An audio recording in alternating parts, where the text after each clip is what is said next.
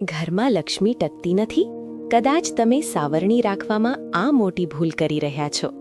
આ 8 નિયમો જાણી લો. ખાસ કરીને છેલ્લો નિયમ તો તમારું ભાગ્ય બદલી નાખશે. 1. ભૂલથી પણ સાવરણી ક્યારે પલંગ નીચે ન રાખો. 2. શુક્રવાર અને પૂર્ણિમાના દિવસે સાવરણીનું દાન કરવું અત્યંત શુભ માનવામાં આવે છે. જો તમને આ માહિતી ગમી રહી હોય તો જલ્દીથી વિડીયોને લાઇક કરો અને ચેનલને સબસ્ક્રાઇબ કરી લો. 3.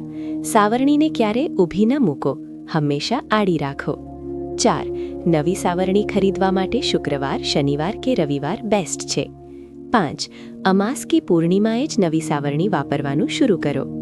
તમારા મિત્રો અને પરિવાર સાથે આ વિડીયો શેર કરવાનું ભૂલતા નહીં. 6. સાવરણી હંમેશા દક્ષિણ-પશ્ચિમ દિશામાં રાખો. 7. રાત્રે ક્યારેય ઝાડુ ન મારવું, તેનાથી ગરીબી આવે છે. 8. કોઈ ઘરની બહાર જાય ત્યારે તરત જ ઝાડુ ન લગાવો. લક્ષ્મીજીની કૃપા મેળવવા માટે કોમેન્ટમાં જય મહાલક્ષ્મીમાં જરૂર લખજો. અને જો તમે ઈચ્છતા હો કે તમારા ઘરમાં ક્યારેય પૈસાની કમી ના આવે તો આ વિડીયોને અત્યારે જ લાઇક કરો અને તમારા પ્રિયજનો સાથે શેર જરૂરથી કરજો. જય મહાલક્ષ્મી માતા.